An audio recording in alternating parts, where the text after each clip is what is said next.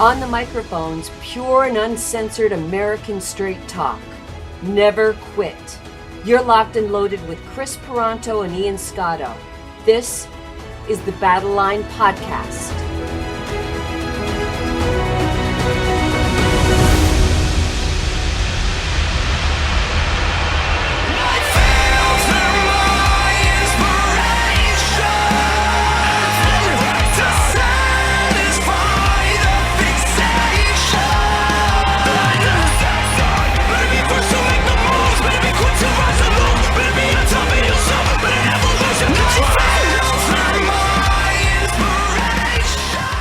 Battleline Podcast, episode 10. I like how right when I started, he starts coughing. I'm going to read No, stop it. Jeez, man. Again. All right.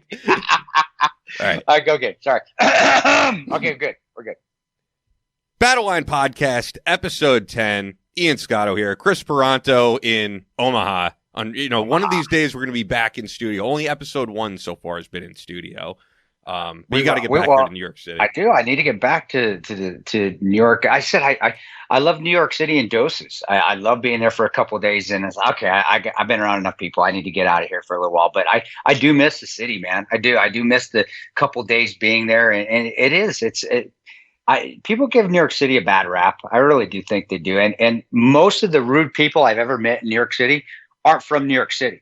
I think most outsiders from New York City or the locals that live there, they can attest to this. If you come to New York City to work often, or is that you come in the city, and everybody that's ever been rude to me in the city was not from New York City. Everybody that lives at least in the Manhattan area that I usually am in, because that's usually I'm in, or maybe getting out to Chelsea every once in a while, or maybe because I go a jog on the pier, one of the greatest places to go for jogging. For you jogging enthusiasts, you got to jog the Chelsea Pier at least once. You got to have that, cross that off your bucket list. But people are extremely nice in the food.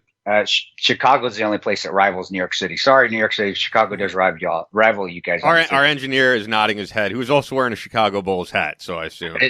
Chicago is, though, overall the greatest city in the United States of America. Don't care what anybody says. Don't care about the politics. I don't see it there. And that is by far the best place to run, period, if you're a jogger, especially going during Christmas down by the river.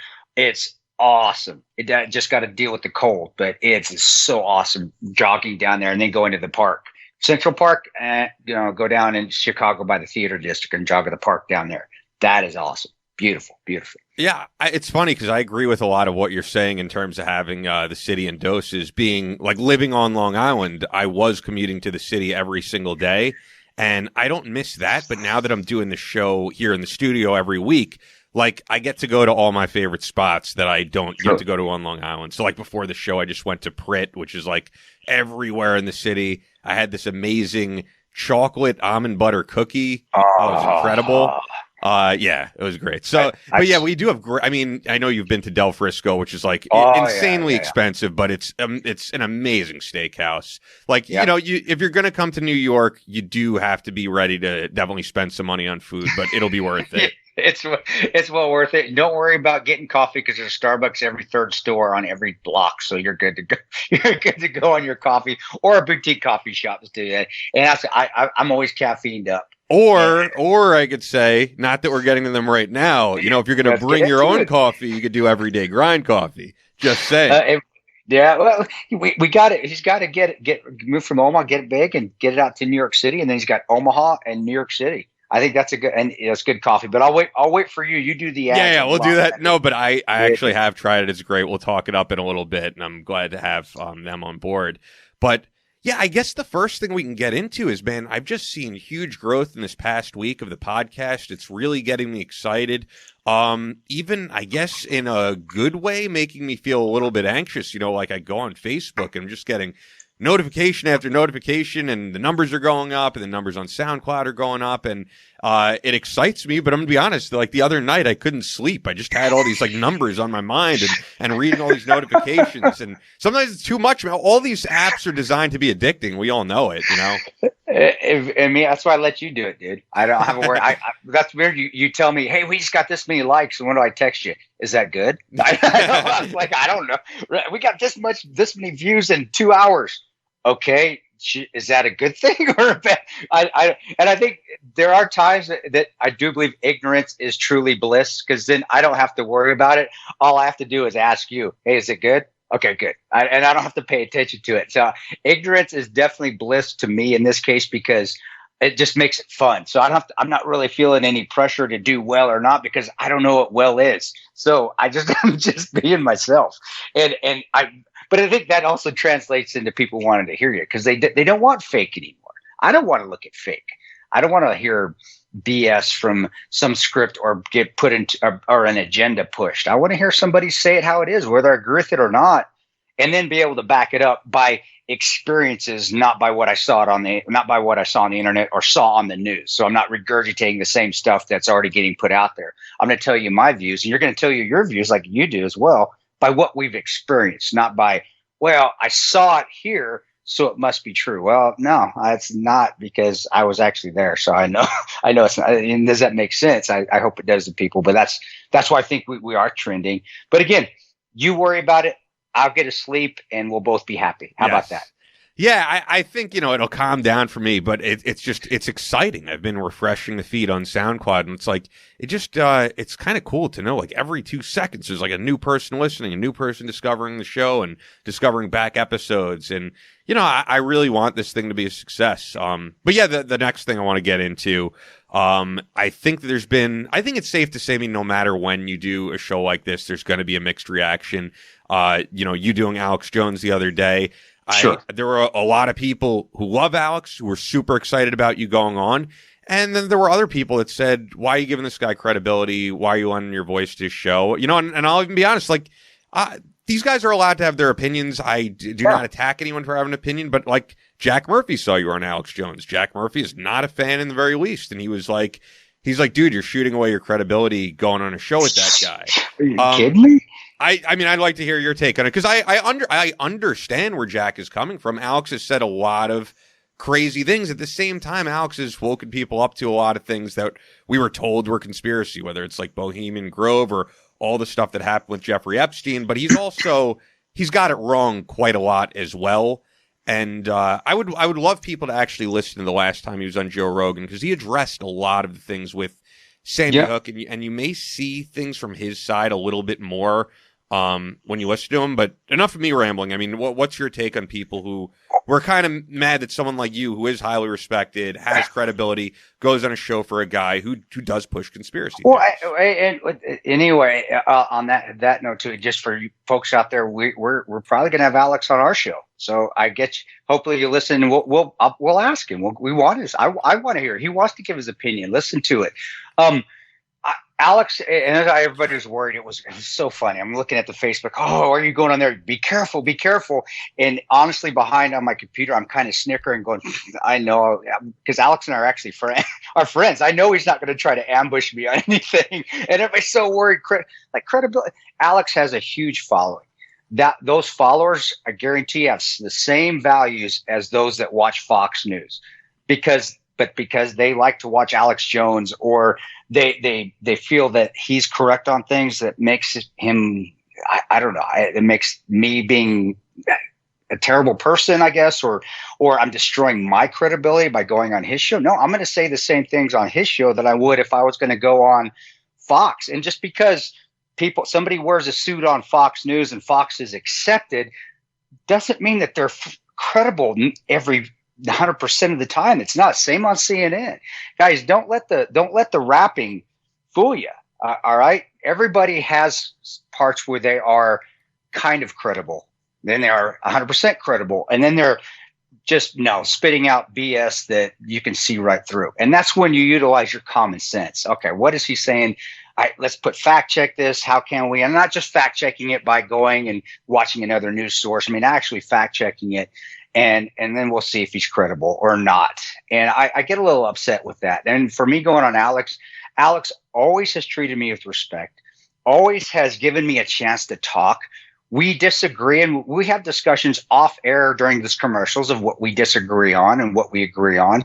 And he has never, ever treated me with disrespect if I didn't agree with him. But hey, Epstein, what did he get that right? Yeah, pretty dang close. Yeah, absolutely. And it sounded crazy when he was like, when he was saying high-profile Democrats on an island with underage women, and it turned out it was 100% true. See, so don't. So just stop it. This is where I tell people, get out of that mainstream mindset of what is accepted and what it's not.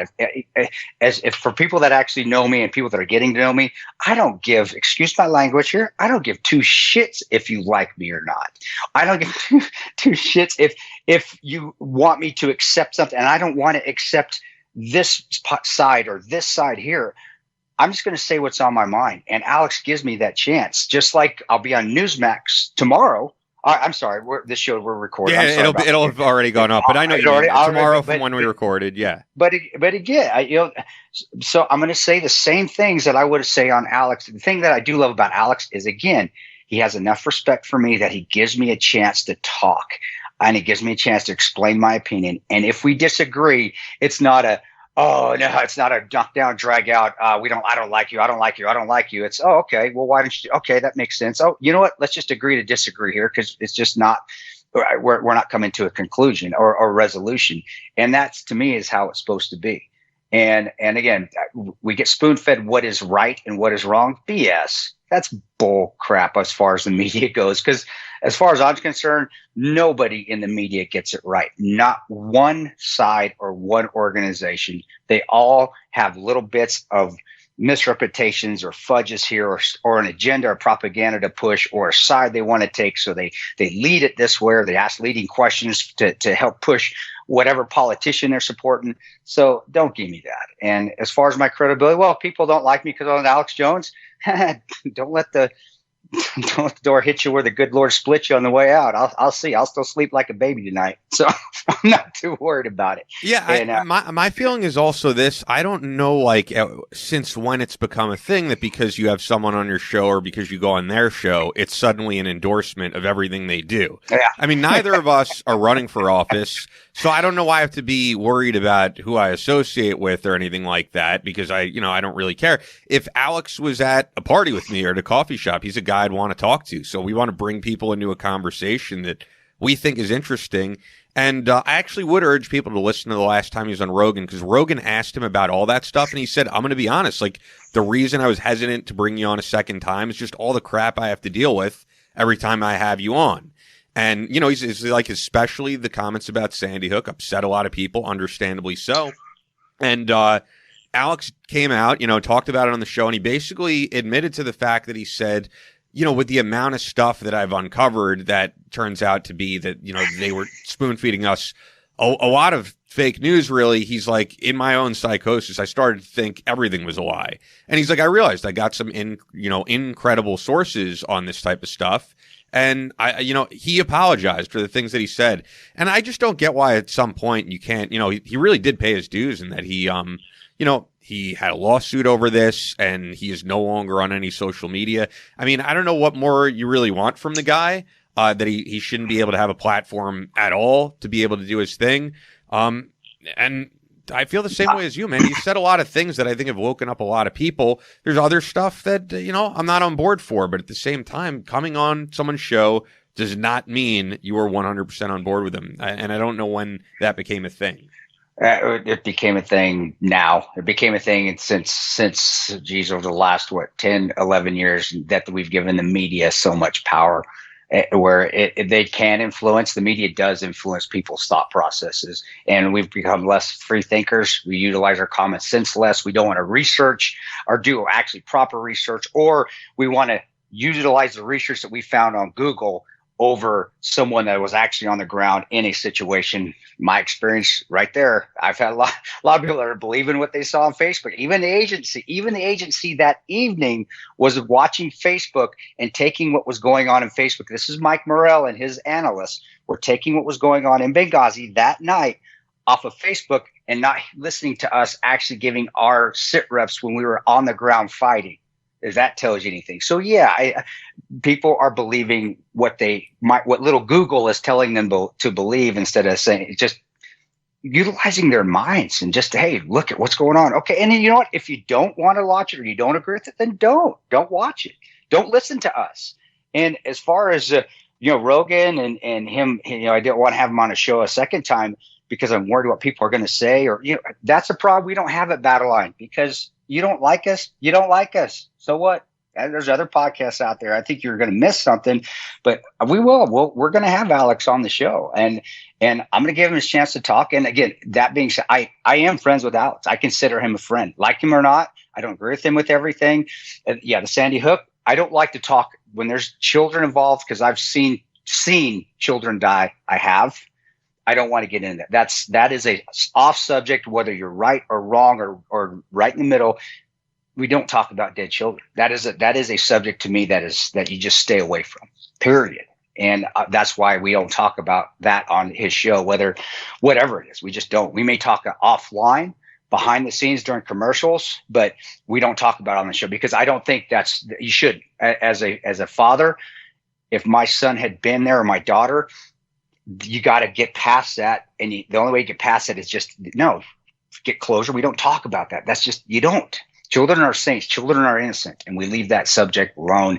And that was his mistake, in my opinion. But other than that, the thing is, he would agree. He would agree. He's been open there saying, he's like, I made a mistake, and it sucks that I'm going to be remembered for this one thing. When he's like, I want to be remembered as anti-globalist, anti-China, anti-communism, and a patriot. He's like, that's what I want to be known as. But, unfortunately, the media has said all this stuff at me, and the fact that they've deplatformed me, I don't even get a chance to respond. So he's like, whatever they put out there is just, it's fact. And it's stuff that I said years ago that I've since walked back, and and I completely get that from his perspective. I do too, bro. I do too. And that's hence why I don't do mainstream media anymore. I'll do podcasts. I'll do smaller stuff. The most mainstream, if you want to clown it as mainstream, I'll probably do is Newsmax, but I stay away from it, because they have gained control of this country. And I think me and Coriolanus had a different argument where he said, well, it's not really state-run propaganda. I don't know. It's kind of getting that way. It's just what it's looking like to me. You just have two sides. And so I'll just stay away from it, because that was unfair mistake on his part. You don't do that. You don't talk about children. But other than that, he should have his platform back. I have no issues. And people still, I got just as many people saying, "Hey, I love Alex," than is just as many saying, "Oh, I think more." Like, I think more people. I think more. His followers still are out there, and guess what, guys? Those followers still support the Second Amendment. His followers still support President Trump. His followers still support God and Christianity, and they still support the Constitution. So, all you naysayers that didn't like him, that watch Fox and are conservative, aren't those the same values that you guys have? So it's a silly argument, and I think it's just people being butthurt and wanting to. But that being said, you can express your opinion, and gotcha. Accept it. Still going on his show. You don't like me anymore. See you later. I'll be okay. I'll still be just fine here after the show's over, and I'm going to get a workout, kiss my kids, and enjoy time with my beautiful wife, and I'll be just fine. And by the way, I mean, I watched the segment. You going on the show was actually able to, calm him down a little bit, because I think when he was on there and he was like, "Oh, what if President Trump gets assassinated over this?" And I remember you being like, "That's not going to happen. We're not going to allow that to happen." Yeah, that's and he was playing clips. By the way, I'm sorry, just thinking of the segment. He's playing clips of what happened to Reagan and what happened to Kennedy. Yeah. And I just think I think you were able to kind of let him know too. It's a different time frame, man. In this day and age, the Secret Service we have, we would not allow that to happen. Yeah, that's what I say. I know guys within the Secret Service, and they do a good job at security. What they do have their work cut out for them. But I also said, being president, being the most powerful man in the world, that is a hazard that comes with the occupation. When you sign up to be president, there's no fine print. It says possible assassination by rivals or foreign government. That's just part of being president, and it's something you have to accept, especially in this day and age. But you're right. Now the Secret Service, they do a great job. As much as some of the guys I don't like on that, I do know a few guys that I don't care for. They still do a very, very good job, and they are the pinnacle of personal protection, of security. That's why they're the Secret Service. So I think he's fine. But if it happened, you know what? It would be terrible, because it's a president. I don't care if you like Trump or not. I don't care what president if the president's assassinated or it's an attempt. Doesn't matter if it's Obama. Doesn't matter if it's Trump. Doesn't matter if it's Clinton or Bush. That's awful in itself. You're attacking our commander in chief. But again, that's part of being president. That's a hazard of the job, realistically. And again, like that statement or not, that's the truth. I just think the fact that we haven't had a successful obviously attempt since JFK, but the last time that someone shot at a president was Reagan. I mean, Right. The fact that in all those decades, I'm sure there's been many nut jobs who have wanted to do what on the president since. The fact that none of them have been remotely successful, to me, that does speak volumes about Secret Service and about the national security that we have surrounding the commander in chief. I agree with you, brother. They do a great job, like them or not. And I like some of them personally. I know them. I don't like others personally that I know. Doesn't make a difference whether I like them or not. They still do an outstanding job. And they are, if you want to look at it from the outside. I know a lot of my Blackwater guys back in the day that protected Ambassador Bremer, and we were doing that. They're probably chomping the bit going, Tano, you can't be saying that seriously. We used to protect the Secret Service when they would come into Iraq, which we would. We'd actually protect them when they did their protection details. We would surround them. But honestly, they are the tier one of security. They are. This, when they go into foreign countries, especially places that are war-torn countries, then they get us contractors to, not me anymore, I'm too old, but they'll get guys like Blackwater Triple Canopy to actually protect them on the outer perimeters while they protect the actual principal. But they are awesome. Yeah, and I agree with you, brother. Hats off to them for still doing a great job. Yeah. Well, I'm sure a lot of you guys want to hear Tonto's take on Iran, and the reason we're not getting to that right away is because we do have Dale Comstock joining us, so I'd love to hear both of you guys who have been on the ground talk about that. For those who don't know, Dale is former Delta Force. I'll see from Dale if I could use the term Delta Force. That'll become a you can use the thing. unit or OGA, or I said CAG. I say D-boy. But yeah, those four things are usually accepted. Unit, which that's usually what you hear. A CAG, which I don't even know if I can tell you what it stands for, so I'm not going to. I'll let him do it. Or I just call them D-boys. I just think it's so funny, though, when everybody knows what we're talking about. You know what I mean? Is it really a secret? Yeah. Yeah, it's not. That's what's so, but it adds to the mystique of it. And and I said OGA, actually, that's for agency people. I shouldn't say that's for D-boys, but no, everybody knows, but it adds to the mystique that Wild West, that we're still secretive. No, you're not really. No, you're not anymore. They have a whole show called The Unit that's in syndication with That's Max right. Martini. So no, you're not in secret anymore. But it adds to the mystique. And with alpha males, you got to add to that mystique, brother. It's got to be. It can't just be the coolness of the job. It's the coolness of what do they actually think that we're doing, when in essence, most of the time we're just sitting around playing Halo or Call of Duty in the team room, waiting for an op to kick off. Then go get after it. Then come back and play Call of Duty or Halo. Or man, am I dating myself? What is the new stuff now? Fortnite, something like that. I mean, I'm really dating myself because I still have Nintendo 64, and all I play is Mario Kart, Mario Golf. That's the extent of my gaming. That's awesome. But that's classic. That's old school. And Mario Kart is still one of the best games out there. It's so good. You know, they made a full size version of it. My son can beat me at it. My 4-year-old beats me at Mario Kart at Dave and Buster's on the big full size driving game. What player, who do you play as? Who's your player? He always likes Mario. And then he usually tells me to be who's the bad guy? Bowser? Bowser. Or He tells me to be Koopa? Bowser. Yeah. Yeah, and it's funny because he can't sit up in the seat high enough to get the that picture that's taken at the beginning. Yes.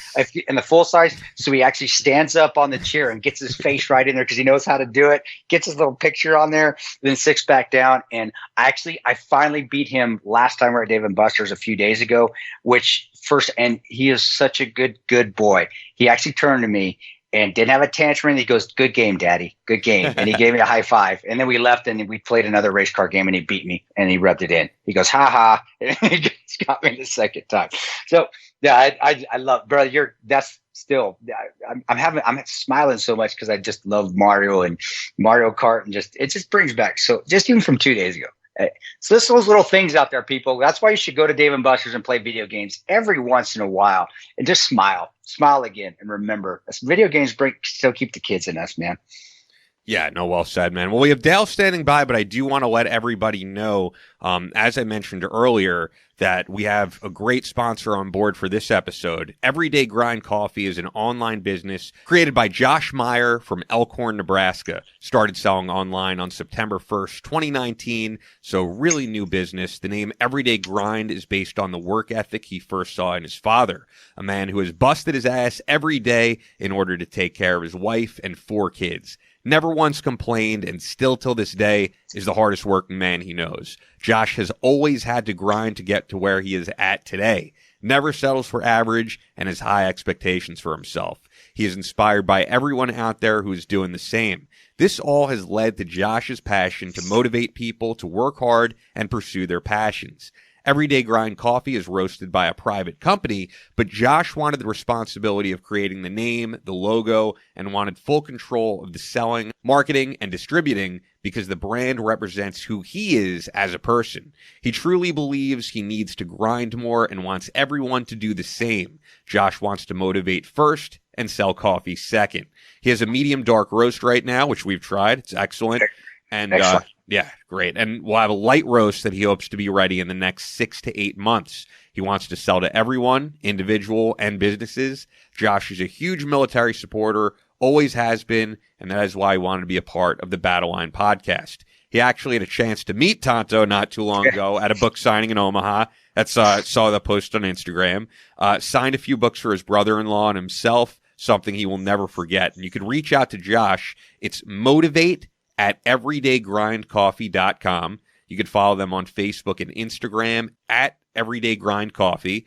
And then you could order online for yourself, which we love the product, everydaygrindcoffee.com. It's not only about having a nice cup of coffee.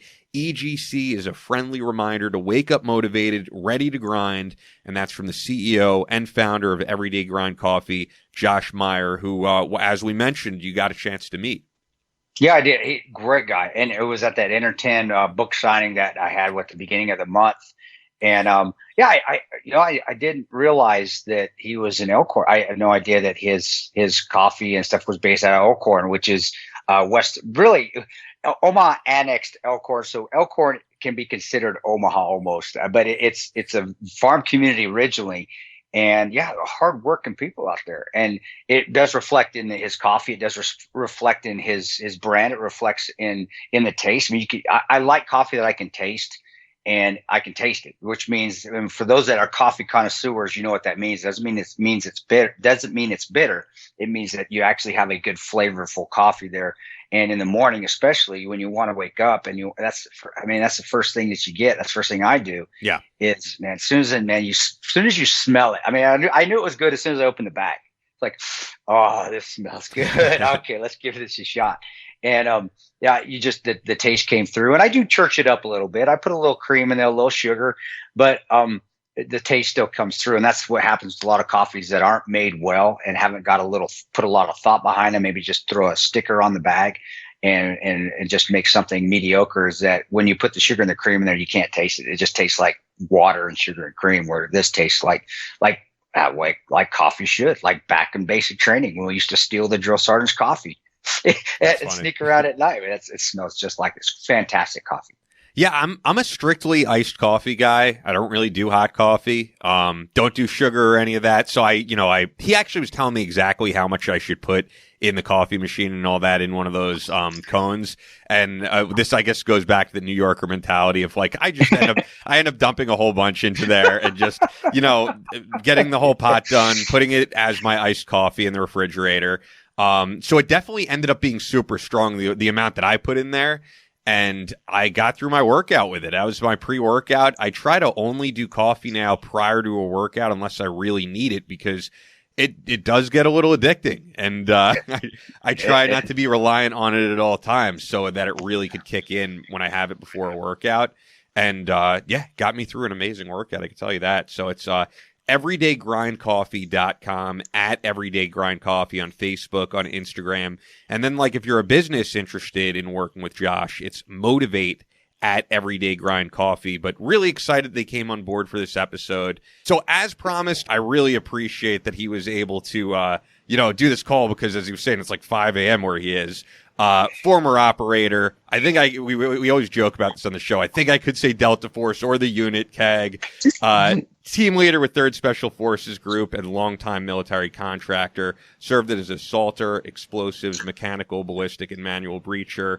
Dale Comstock. And I mean, there's so many other things I could say about you. Sixth degree black belts.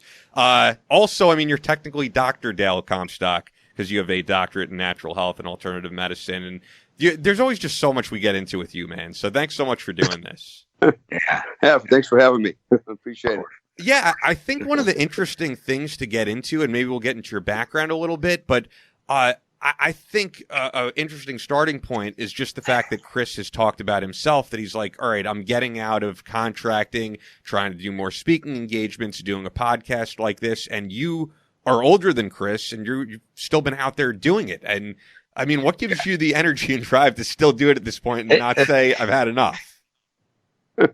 I don't know, man. It's I'm 56 years old now, and I'm not old, man, by any stretch. I still feel good, and partly because, one, I do take care of myself. I go to the gym on a regular basis, and I'm always trying to develop my mind and my body. So it's not like, unfortunately, when I look back, and I had some bad examples, I guess, growing up, I was always led to believe as a kid that, when after you turn 30 years old, you got one leg in the grave, and so I had, there was always that mindset. So, as you get older, you can do less things, and I kind of bought into all these false paradigms. It wasn't until somewhere around the age of around 42, 44, I started to really challenge these paradigms and realize that, just because I get older doesn't mean I have to devolve. I can continue to evolve.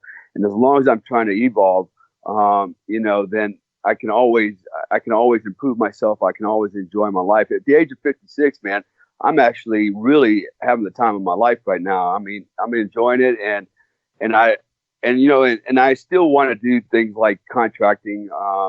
As we talked about in the last show, I believe, it was late as December 2015. I was still running combat operations in Yemen. In fact, as one of the oldest guys on the team at the time, and it's no big deal. Age is a number, and I still enjoy the work. I still enjoy the challenges. And one of the things that, at least for me, is I get bored really easy, man. Once I do something, I master it.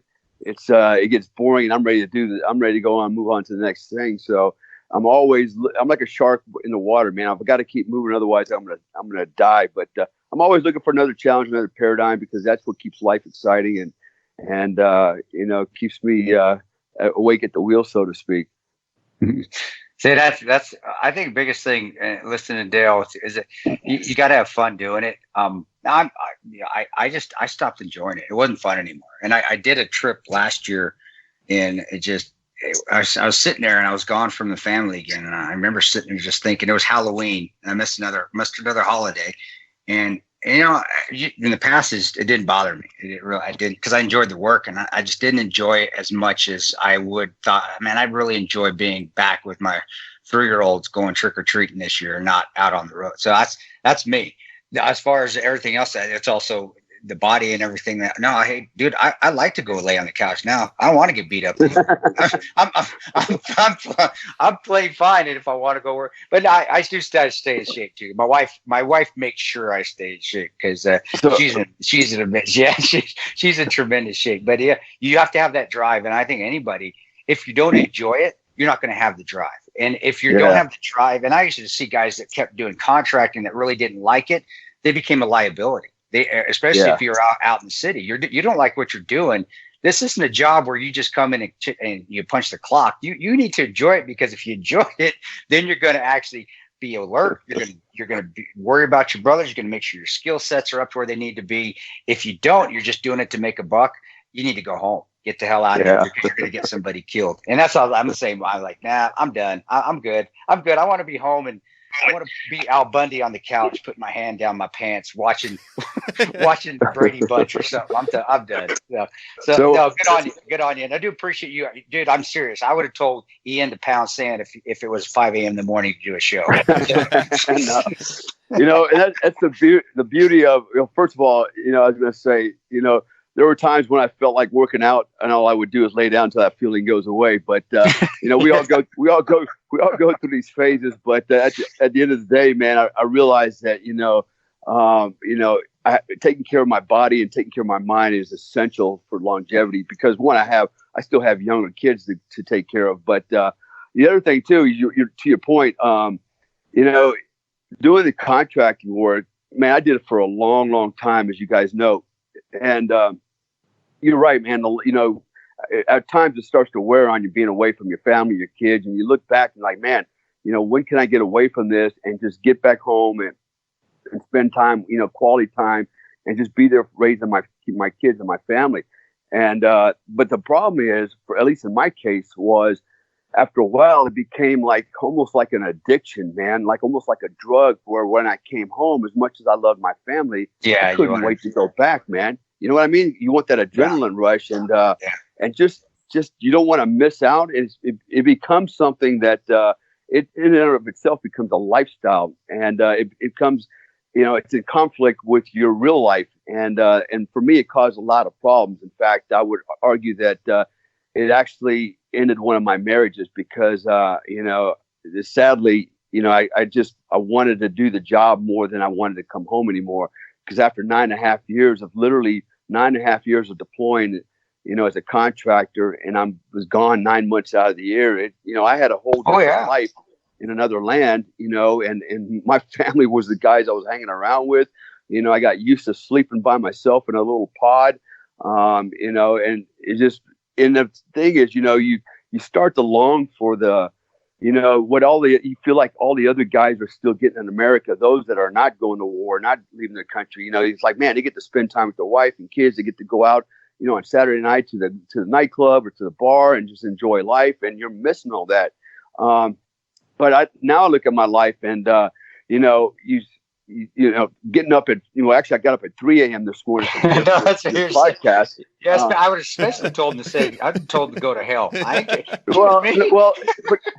yeah, you know what? The thing is, though, it doesn't even bother me because now I'm actually living the dream. So, imagine this. I wake up in Bali, Indonesia, and I'm like, shit, I live and work here. I do my own business. I do what I like to do. I'm on my own clock. So when I get done with this podcast, I'm just going to roll back over and go to sleep until go back to get up again. Yeah, that's I do that too.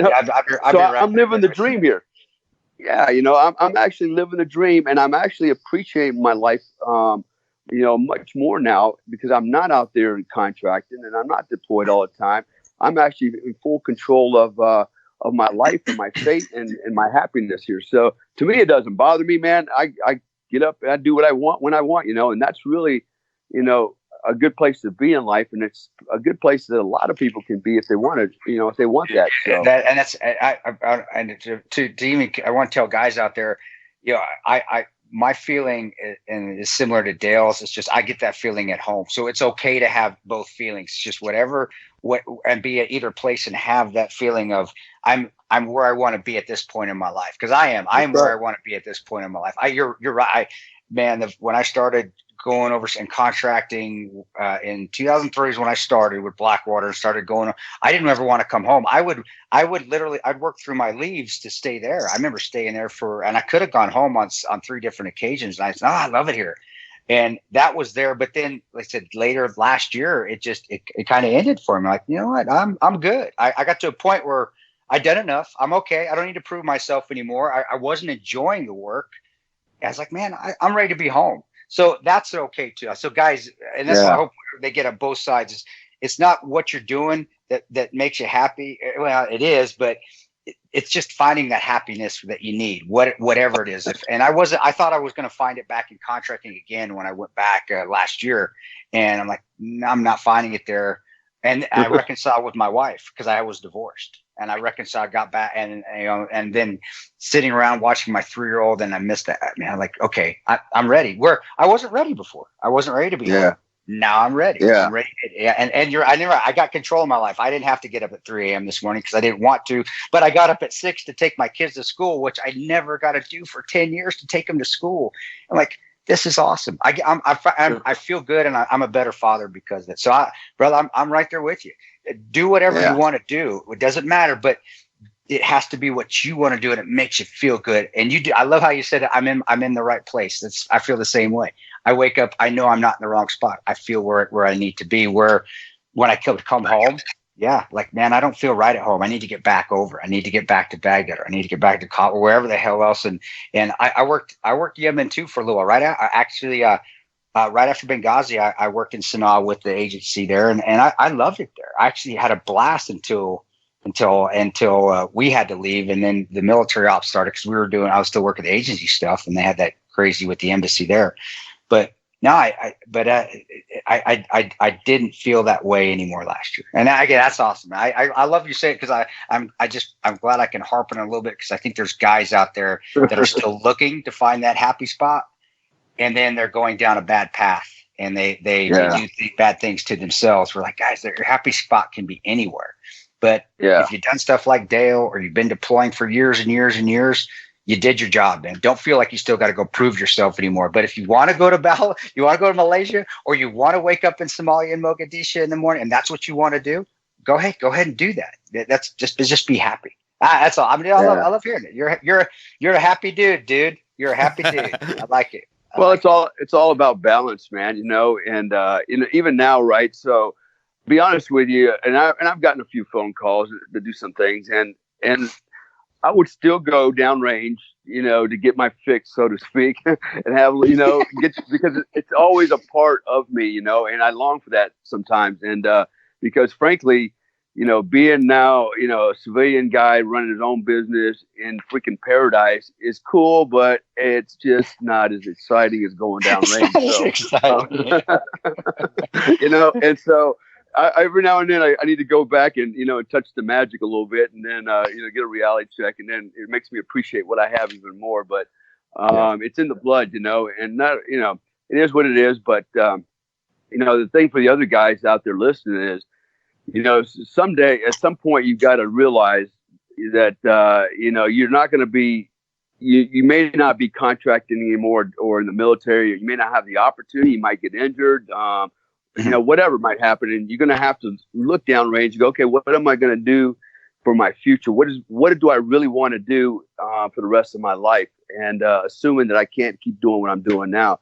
And so that's where a lot of guys go wrong, is they don't have that vision, or they haven't really figured out what they want to do, and they're just kind of like muddling along until they get blown up by an IED, or something stupid happens. My reality check came. My epiphany, so to speak, happened in Afghanistan, and I call it basically it was my final ambush, man, and it was a bad one. And I thought, man, if I get out of this one, at the age of 48, I need to just hang my shit up and go home and do something different, and I kind of vowed to myself, if I did do that, if I got through it all, that's exactly what I'm going to do. And it took that moment for me to realize that, what's really important, and it really was my family. And so that actually got me out of that world, and put me basically in front of the Hollywood cameras and some other stuff. And, it was the one time I guess I needed that. And I needed that to happen for me to actually, make that move. Otherwise, I'd have probably just kept on doing what I'm doing. And who knows, I may not even be here today to talk about it. So, but you got to look down the road, man, and make plans for the future.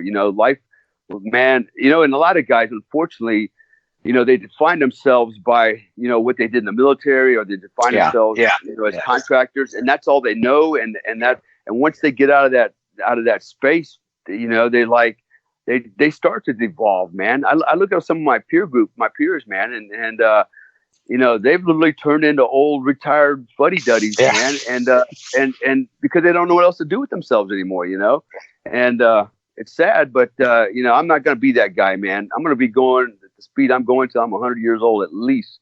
I'll be a maximum out of this life. Yeah, I get, I agree. I give you shit, about the work, but no, Zeke can attest to you. I work out a freaking ton too. And you're exactly right, man. You're exactly right. You got it. You got to just keep pushing it, and keep going. Yeah. Well, the thing is, Dale is not only, a guy who constantly works out. Dale's also a 6th degree black belt and trained with Jim West, who is I want to hear this story. Truly a legend in the community. The dream story, okay. So here's the thing. Before we even recorded, I was saying, Chris, he's never heard the story, from you directly because it was on the last show that I worked on about, how you said that Jim West was like the first man you were ever scared of. Yeah, it was actually funny because I had just come back from Somalia, Mogadishu, 1992, and my son was about 4 years old, 4.5 years old. He was just in love with the Ninja Turtles, man, and he wanted to do karate really bad. So I thought, well, hell, let's get him involved in it. So I actually took him to the YMCA first to their karate class, and it just turned into be a big-ass daycare. People would drop their kids off and leave, and the karate instructors running around just basically basically trying to herd these kids together and keep some order. But so I called a friend of mine.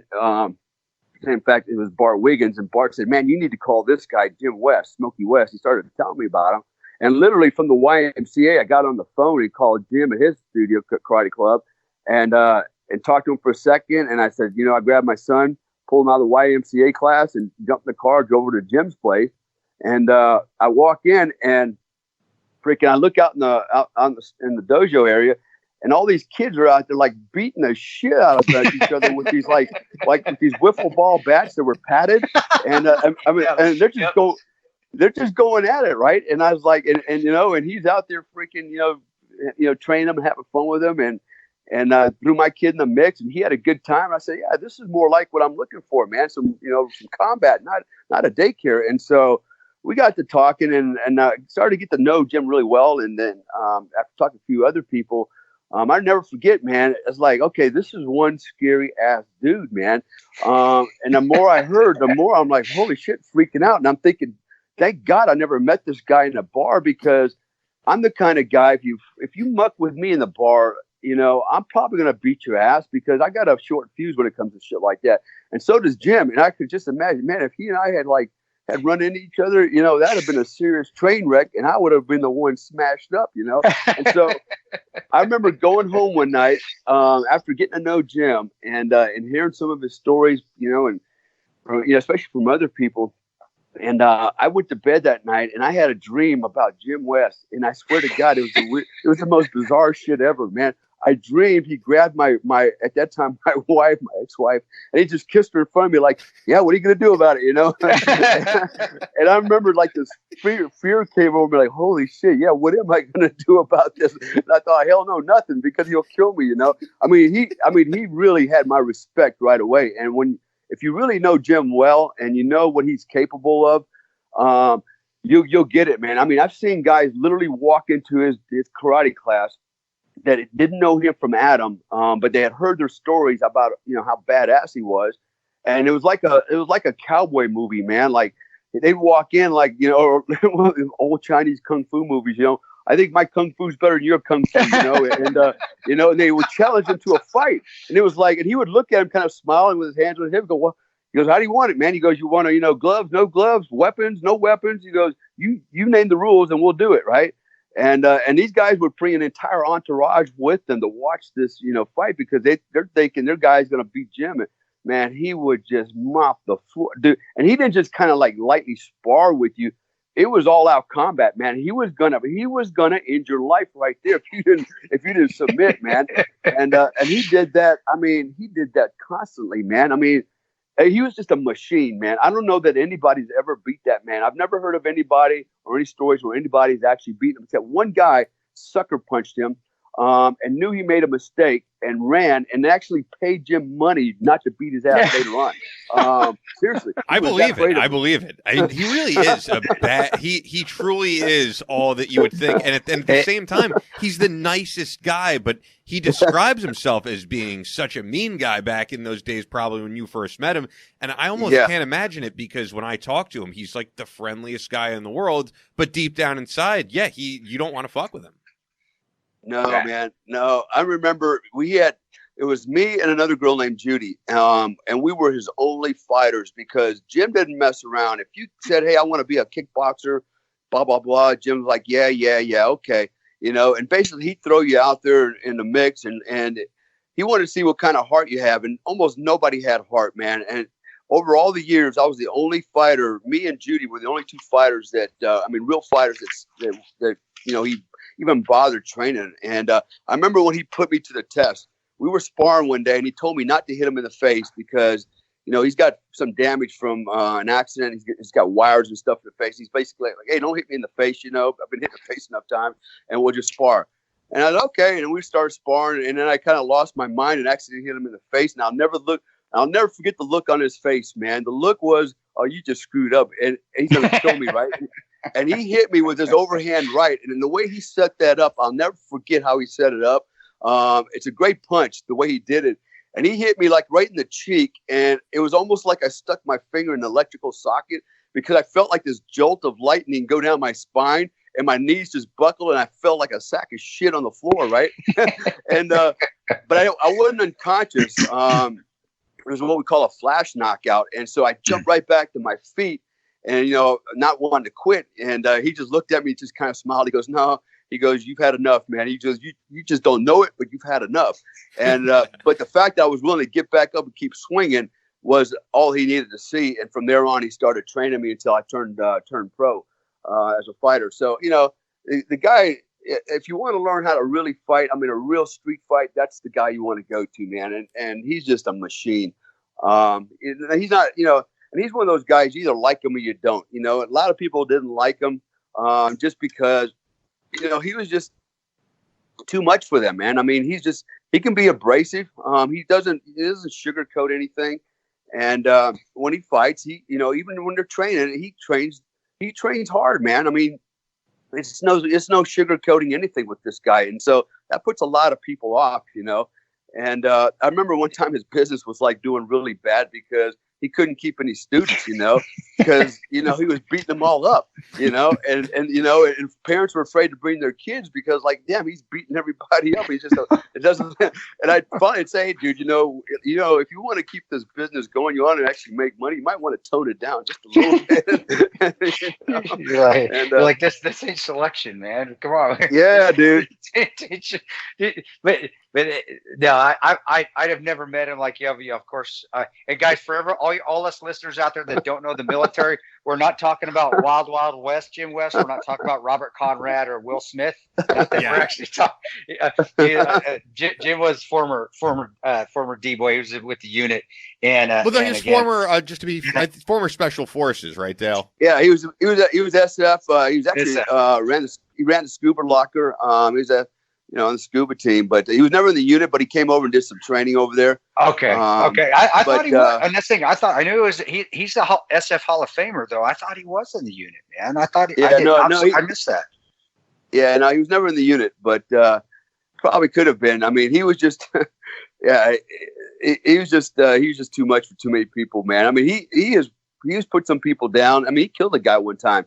I don't know if he's ever put that out there, but he was actually defending another guy that got stabbed, and man, he did what he had to do, but he put this guy down pretty hard. Another SF guy, in fact. Wow. I would not mess with Jim West, even at my age and my size now and my skills. I'd still be a little reserved about going head to head with him. He's a guy I would love to have in here. He's in New York, so he definitely will. But the fact is, Well, he'll tell his story at some point when he comes on, but all of that kind of changed when his son was brutally murdered, and he fell into like a huge depression. Yeah. And luckily, got out of it, and he was no longer once he finally got out of it, he was no longer this angry guy, and he was no longer the guy who wanted to be in bar fights. And actually, he'll tell you that Jack Murphy kind of got him out of his shell, and said maybe you should write about these things that you've gone through. But my only Jim West story, and I've hung out with Jim so many times, was for SHOT Show. I was in the same room as him in Vegas, in a hotel that we did an Airbnb at, me and several other guys. And Jim insists on sleeping with the TV on it like full blast. So I could not fall asleep. So who's going to tell him no? Yeah, and we're on Vegas time. So at 3 a.m., I keep waking up to them on Fox and Friends, going "Good morning" from Fox and Friends, and I'm like, "What the fuck is going on?" So I just ended up sleeping in a closet because I'm like, I'm not going to tell Jim what to do. It's Jim West. Yeah, okay, he's a character, man. That's awesome.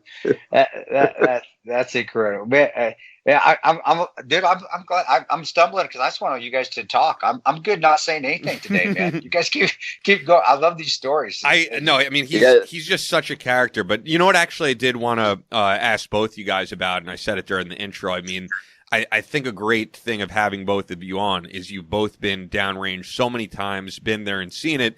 We're hearing so much on the news about the Iran situation from, air quotes, policy experts who have never been to Iran, never been to the Middle East.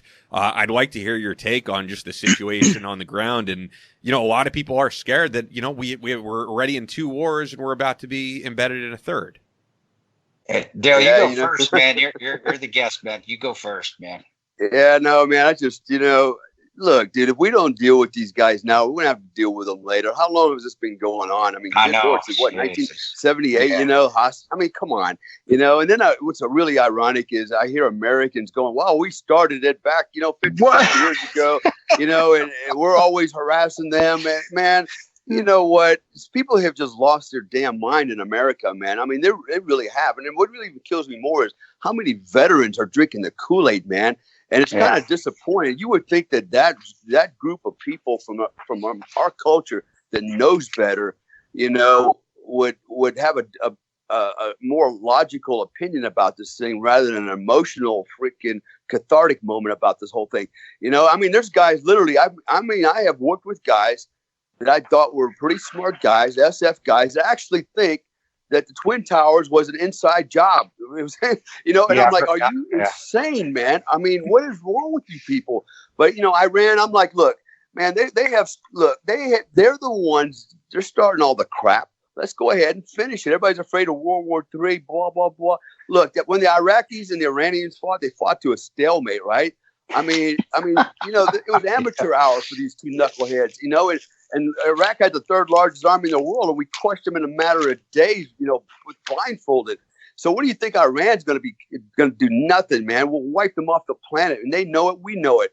I don't fear those guys. In fact, if I get the opportunity to go back, if there is a war, I'll jump right on in there, man. I mean, it'll be, it's not going to be what everybody wants to make it out to be, because you have to remember, politicians are trying to really, boost this up and make a big production out of it, get everybody all scared and riled up, Get their bases so they can get their bases influenced and get some money now for this. This is great. Yes. Great for politicians to start raising money. This is right here, and people are into that shit. Yep. Yeah. Exactly. Yeah.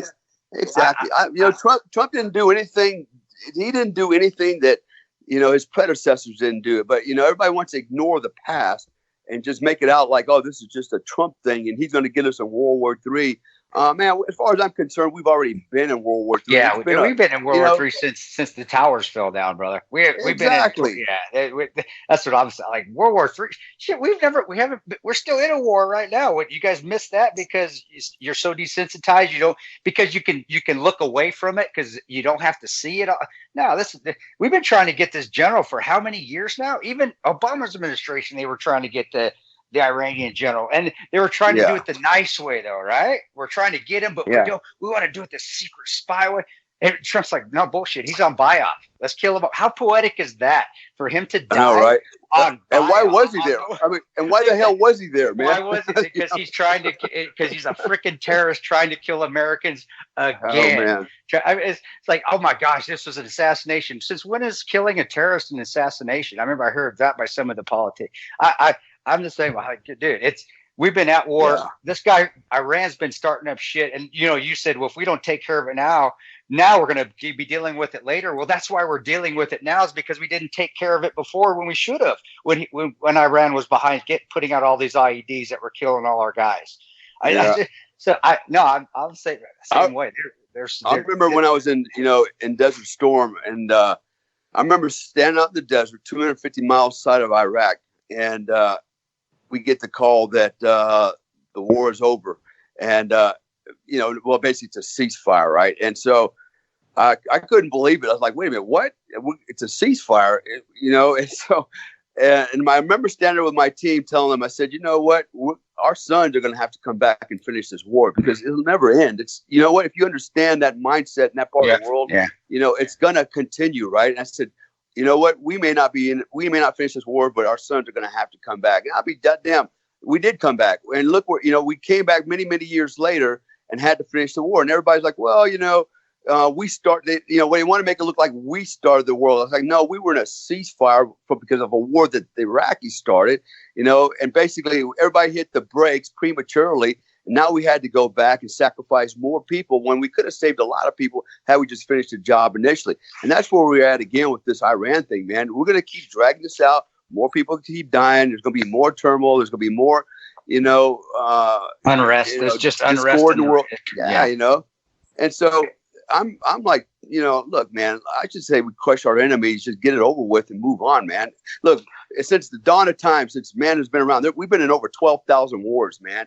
This is who we are, man. We are the warring ape.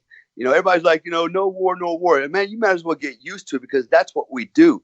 That is human nature, and it will never, ever, ever end, man. So, you have a choice: go to war, and win, or don't go to war and keep getting your ass handed to you, all around the world and in your own country, man. I'm fed up with this shit, man. I got a family too, and kids that I want to, I want to keep alive, and when we play these stupid games, all we're doing is putting more people in jeopardy. We're putting our own freedom in jeopardy, And we send our son, and it's our son. My son's 15. He wants to be a Ranger. Like, God dang, man, because I know what he's going to get into if he wants to be a Ranger, but I'm not going to tell him no. What's he going to have to deal with? The shit that I should have dealt with when I was 30 going over there all the time. It should be done by now. I'm going to say, blow the shit out. You want to know how you stop terrorists? You want to destroy? You go and you kick the shit out of them. Kick us shit out of them, and then, or a country like, whether I think Reagan did it again. I'll say this yet. Reagan did it right with Libya. He went and blew the shit out of Gaddafi. Damn, you don't mess with us anymore. Gave him back his country. Said, you're fine to take care of your own country again. Leave us the hell alone, or we're coming back. And don't keep people. Then that's how you do it. And that's what I believe we should do in Iran. And before. I don't think they have nuclear capabilities. So they have long range ballistic, or is it mid range? How many of those things hit? 6 of 11 actually hit into, that's war. They're going to shoot missiles at us. I think really their missiles suck. In my opinion, I don't think they're that accurate, but what do we have? We can drop one from here.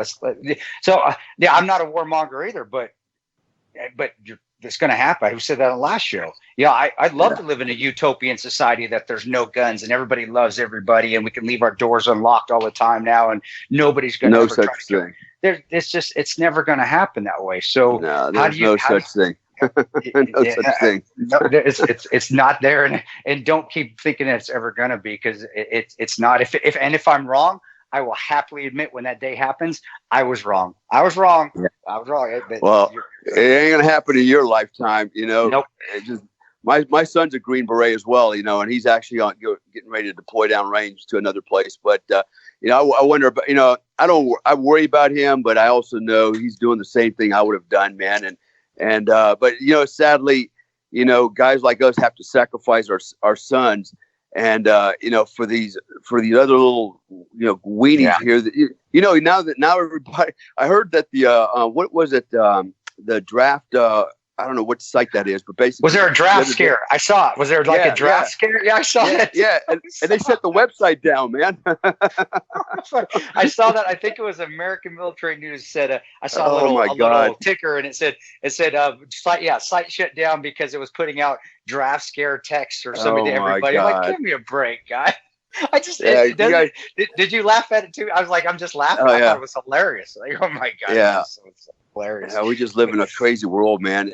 Unfortunately, it's just we're killing ourselves from within, man, from within our own borders, our own people, our own culture.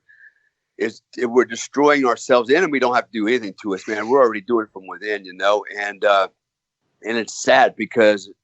I'm hoping that with the current administration, that things will kind of right itself again, and we'll go back into, I think, to the way we should be as Americans. To go back to the values that we've always held dearly. But I'm really concerned, man, about the new generation. I'll share a story. This is something I don't say too often because it's going to piss a lot of people off. And I have to be very careful in the context that I tell the story. But, I was part of an operation. I won't name the year, but don't any OPSEC stuff you don't worry about, bro. You can skip it all. We understand. It was in Afghanistan, but literally there was a large U.S. military operation going down, and this thing went on for about 3 days. It was pretty intensive, a lot of firefights, pockets of resistance here and there. And we deployed two of our Indige guys to support the operation. And I remember one of my contemporaries, it was just two of us. He was bringing our element down, basically bringing him down a valley. And there was a tick going on, and an MRAP sitting out in the open had just been RPG'd, and there were American casualties. And they were still taking fire, a lot of it. And so when my counterpart walked by with our element, he sees a platoon of Americans just kind of sitting down, in the shade with their quick equipment off. And there's a raging firefight going on in front of them about 500 meters. And he looked at them and he goes, why are you guys just sitting here and not going down there and getting your buddies off the target, man? You got casualties down there. And actually, one of the guys responded with, it's hot, man. It's too hot, No, that's what he started telling them, right? And you're kidding, right? Did he really? I can't believe it. No, he actually did that, right? And so my buddy got so pissed off. He goes, who's in charge here? And the captain stood up. And he goes, and he basically started chewing his ass. He's like, what are you doing, man? And the captain was basically telling him, hey, they won't listen, man. I can't get them. He was basically completely neutered, man. And his guys were like too hot to go fight and help their buddies. And so we ended up sending our platoon of Afghans down there to recover those Americans and bring them back. And then our medics were working on them while their medics watched. Dude, it was unbelievable, right? And so, of course, a long report, followed up behind that, and that thing just vanished. Nobody wanted to talk about that, And I thought about it. It's like, this is the newer generation. I'm not saying all the new generations. I'm not saying all millennials are like that, but I'm saying this mindset, man. We have lost our way, and I knew then, man, we're going to be in a lot of trouble if this is the trend, and this is the future trend of our kids. And that's why so when I did the show Stars and Stripes on NBC, I remember Chris Kyle, we were talking about his book, and he asked me, where's my book, and blah, blah, blah. And that's when I decided to write my book, American Badass. Sure. And I remember when I talked to my management team, I go, look, man, I want to write an autobiography. And though it's an autobiography, I don't want to make it about me so much as I want it to be something inspirational and motivational. And I want to direct it towards young American men, these young guys. I want them to kind of know, how I grew up. I grew up in a military culture. My father was in the Army for 20 years. I grew up in the concerns over in Germany, in small enclaves of Americans. And us kids, man, us boys, man, all we did was play Army with our dad's Army equipment. We'd wear the helmets and shit. We'd go out there and shoot BB guns at each other. Do you have BB gun wars too? We had BB gun wars all the time growing up. Oh, exactly. That shit hurt. Yeah. But today, these kids don't want to walk outside if it's raining because they might get their hair wet. And holy shit. You know what I mean? And so, we have a problem, man. And you know what? And I'm like this. If your kid was a crybaby and he doesn't want to join the military because he's afraid that, he might scrape his knee or something, just keep his ass at home and don't worry. My son will go fight for him, and I'll go fight for you too, because at 56, I'll get off my ass and go over and start swinging again too, But it's sad, it's sad what's going on in our country, and I don't want to make this political, and I'm not trying to just demean one group, but no, you're giving an opinion, dude. You give your opinion. No, that's what we're here for. Yeah, and boy, it really chafes my ass sometimes when I think about it, and I look back and I realize, where I was with these guys back in 2010, 2011, when I basically decided to resign and move on. I'm afraid for us because, here's the other thing. If you look at, look at the Russians, you look at, Middle Eastern, Afghans, Pakistanis, you notice their soldiers and their men, man, are kind of like becoming the soldiers and men that we had in the 50s and 60s, the rough and tumble kind of guys, and we're turning into these guys that they were in the 50s, 60s, a bunch of freaking, pansies. And so, there's this paradigm shift, man, and that's kind of scary too, I'm lucky. I do get to recently. I do get to being out and speaking. I do get to talk to and get. I get letters and stuff from kids, high school kids. I think, and I hope I'm right, and I get a good feeling. I'm seeing not the 30 somethings, not the late 20 somethings, but I'm seeing the lower 10s, 11, 12s, even getting the preteens. I'm seeing them what the millennials that got people are talking about. Like, and you're right, not all millennials are like that. I know some hardcore Rangers that are millennials, youngsters that are doing a great job right now downrange.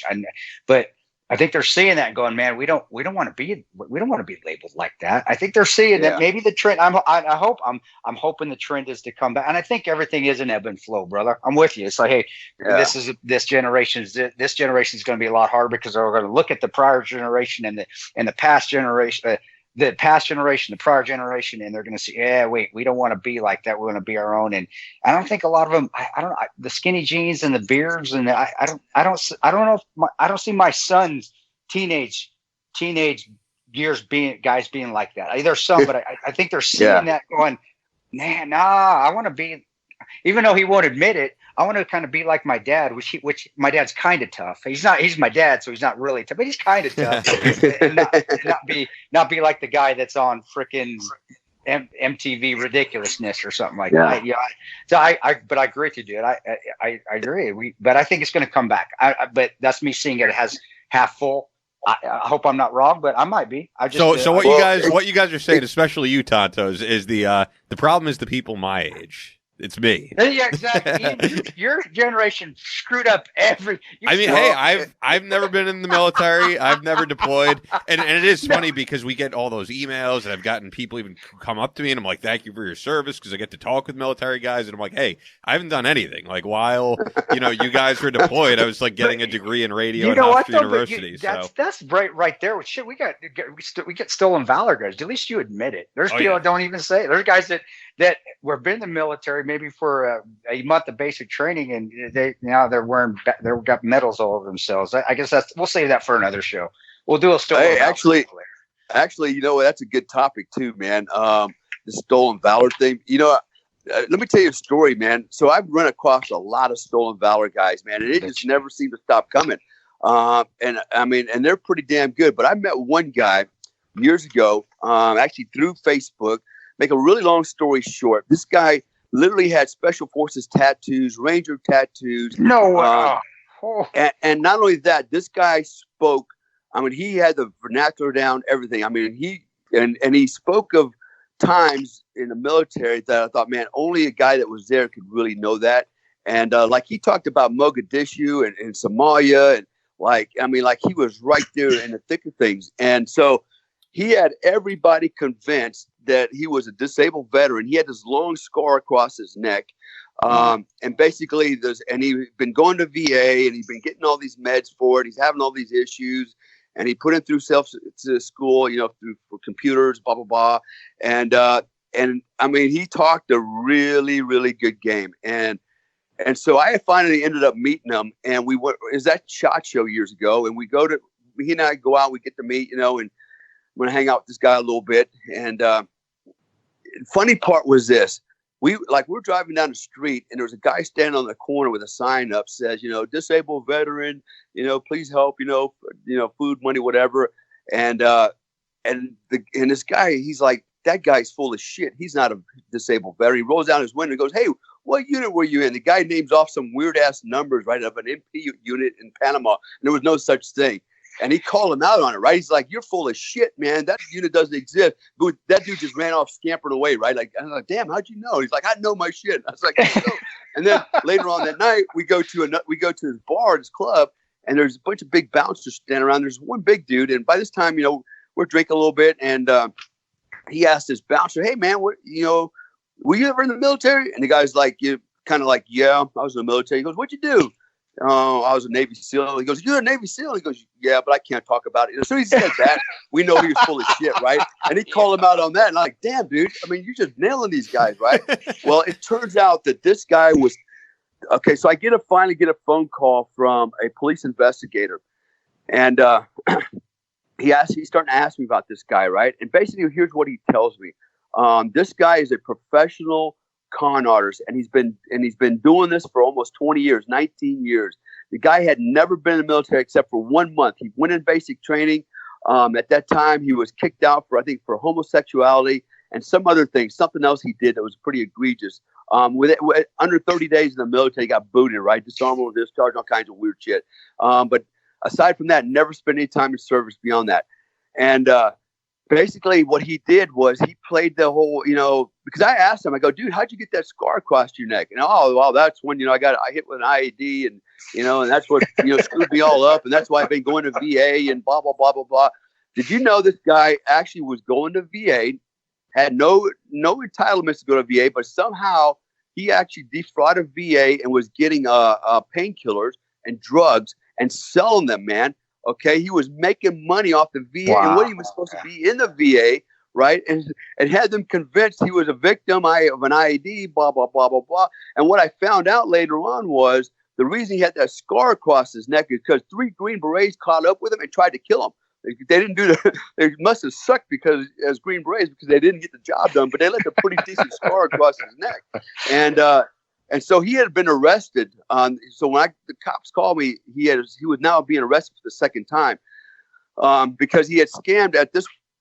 He said they had a list. One list was 400 victims on this list, and he scammed everybody on that list of no less than $20,000 up to $400,000 each on this just one list of 400 people. And there were several of these lists, and I go, damn, that dude is good. Not only did he do all that, but then he told everybody he was my buddy, and so everybody just assumed that he was good to go. And then he was scamming my friends on Facebook out of money, right? Because they thought, he's good to go. He's Comstock's friend. And I had one chick call me crying. She literally gave everything she had left to this guy under false pretenses, and had no money to drive her kids to school anymore. She's a single mom. And I'm like, fuck, man, you know what? I felt so bad. I ended up sending her money, man, my own money to just kind of help make, things right. Yeah. But there's guys out there like that. I know several guys like that, dude. I have run across them. And I've had guys that had never been in the military claim to be SF and just throw me under the bus. And then when I caught up with them, they literally ran out of town, left town. They were so freaking scared. But it's bizarre, man. It's what gets in these people's head to do shit like that. I just can't get it, man. Why can't you just be happy with whatever the hell you did in the service? That's good enough, man. Everybody can't be a superhero. And if you want to be a superhero, then go be a superhero. Otherwise, shut up, man.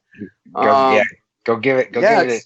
Just go. Everybody can try out. There's nobody says you can't try out for these things.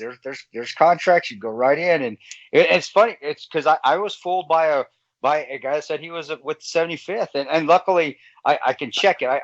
He said he was in Somalia, and I do during Black Hawk during September and the Black Hawk Down days, and I know David Floyd is a very good friend of mine, and so is Danny McKnight, and I actually texted with Floyd. I said, hey country, I said, man, is this guy saying what he says? And I thought he was. I actually vouched for him. He goes, I never heard of that motherfucker before in my life. I'm like, okay, and I felt bad. It's like, son of a bitch, how did I get fooled? How the fuck did that happen? Dude, But these guys right. are good, man. Yep.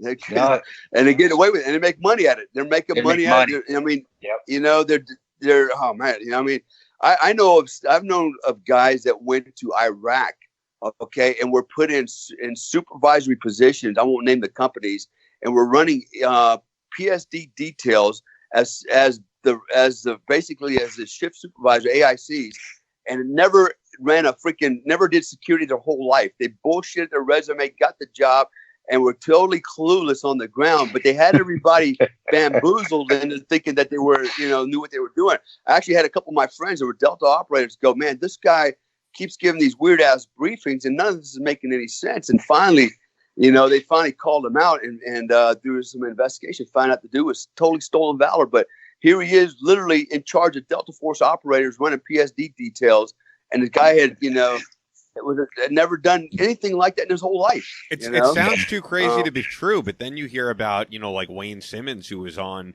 Fox News claiming to be, CIA, wrote a book, had a blurb from Donald Rumsfeld on the front of the book, was an advisor for us going into the Iraq War, and turned out he was full of it, man. And believe it or not, he's a guy that I booked before when I was working on the David Webb show, and it was like, the guy's got a front.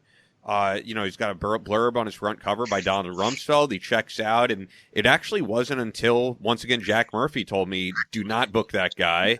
He is full of it. It's a completely falsified resume. And probably about 2 years after he told me that, sure enough, Wayne Simmons arrested. And it came out that, he was arrested because of some fraud stuff, but it came out that he was in the Navy for an extremely short period of time, never served in the CIA. And, when you told that story about the amount of money he was taking from the VA to resell pain meds, yeah. I have to assume he's not the only one who's doing it. So when you hear about the fraud, waste, and abuse, there's probably a ton of people out there who are using VA facilities, reselling drugs, and it's all on the taxpayer dime. Millions and millions of dollars, and you're taking it away from guys that actually. I'm beating a drum here, but you're taking it. But you are. I'm going to reiterate it because it's important. You're taking it away from guys, men and women that actually do need it, which is horse shit.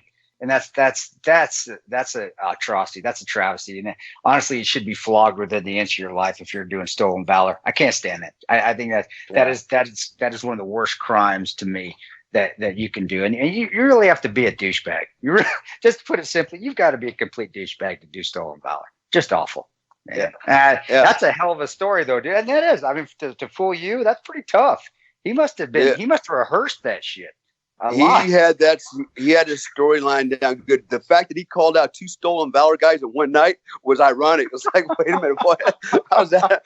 I mean, that's pretty amazing, man. That, stolen valor guy calls out 2 other stolen valor guys. Yeah, man, that's. But hilarious. He stole a lot of money from a lot of people, man. Oh my God, and nobody was immune. He had one old lady that.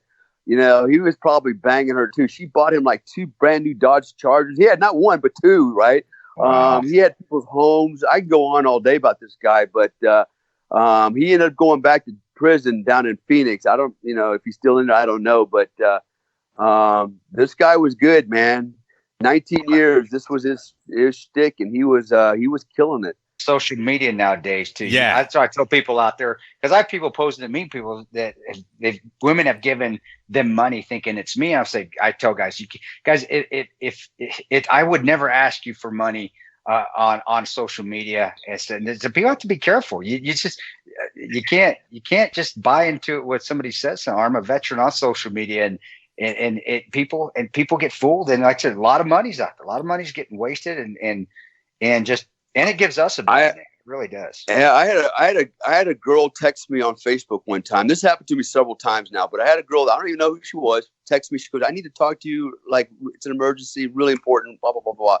And so anyways, we ended up calling, and she goes, "Tell me that, you're Dale Comstock, and tell me that you and I have had this online relationship for the last 6 months. And please tell me you're the guy I'm sending my money to." Oh, no.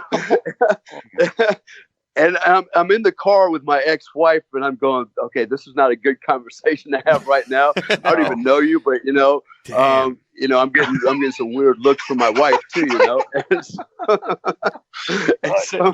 and so anyways, this guy, he basically created a Facebook page, took all my pictures. He started, and this poor girl was a school teacher, and they were going to get married. And he gave her the story about how he'd been shot in Africa. He was in a hospital in Europe getting the bullets removed, but he's on his way to come and see her, and she's already bragging to the rest of the faculty.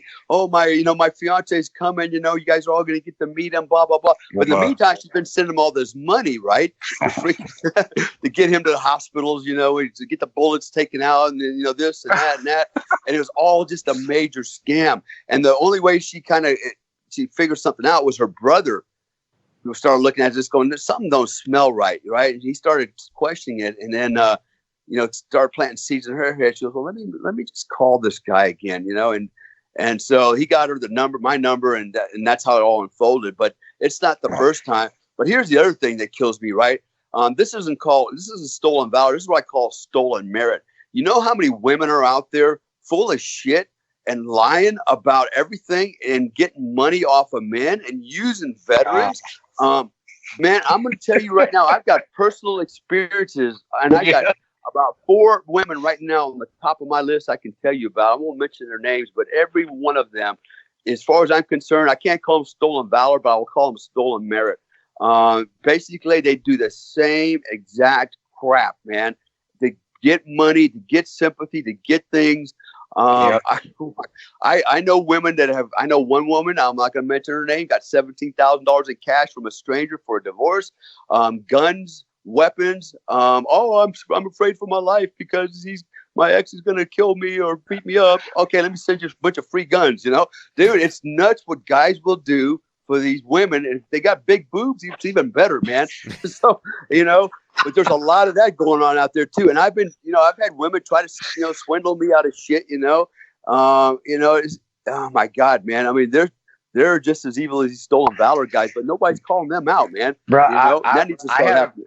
I had a personal experience with when I was divorced from. I got reconciled with my second wife, but when I was divorced, and no, it was full sympathy, feel sorry for me, and I felt like the Eddie Murphy in Raw. I mean, just looking at it, going, okay, what do you want? Yeah, okay, and I did. I felt for it, and I lost a lot of money, and honestly, it brought me down.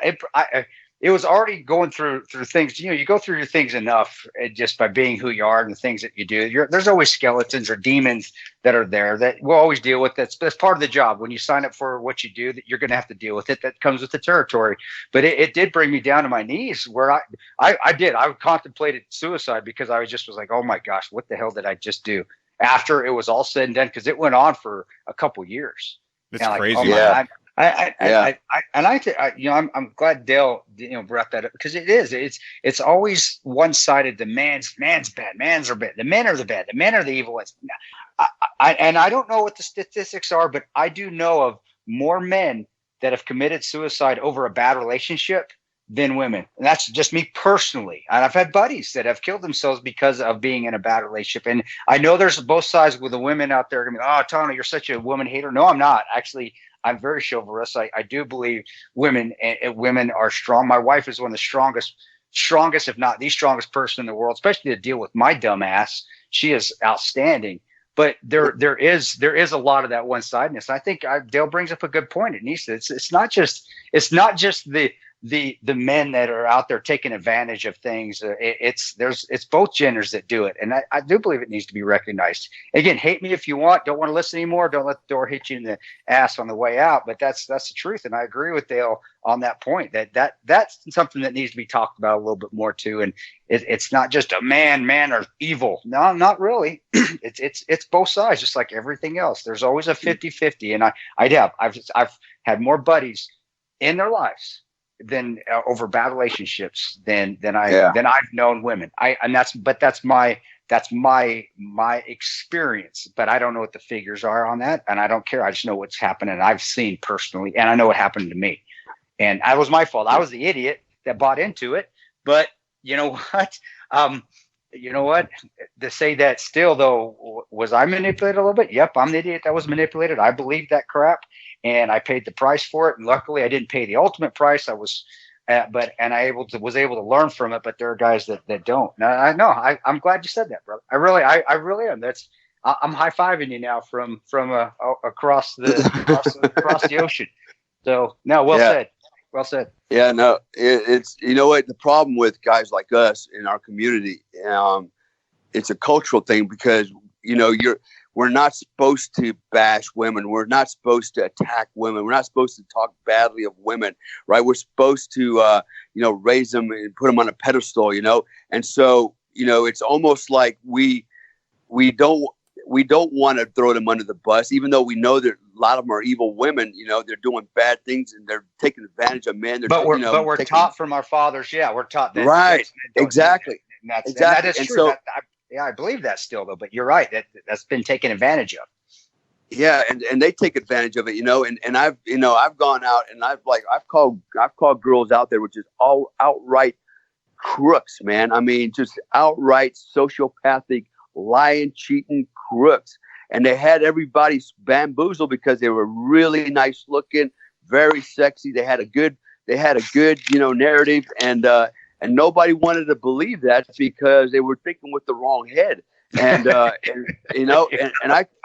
know one in particular, man. She goes from guy to guy, base to base, state to state, bedding guys down, getting everything she can get out of them, and building herself up to another level. And but anyways, it's something that that's out there, and guys need to be aware of that, man. Think with your brain, man, and not with your genitals, man. Because they're there, man. And it's not just men taking advantage of you. It's women. You know what? It's part of the human condition, man. Unfortunately, we have to be realistic. It's part of the human condition. It's been going on for as long as Adam and Eve has been around. The lies and manipulations. Look at politicians. They're the master manipulators, In society, we have the same people doing the same shit, taking advantage of other people. It's all about power and control.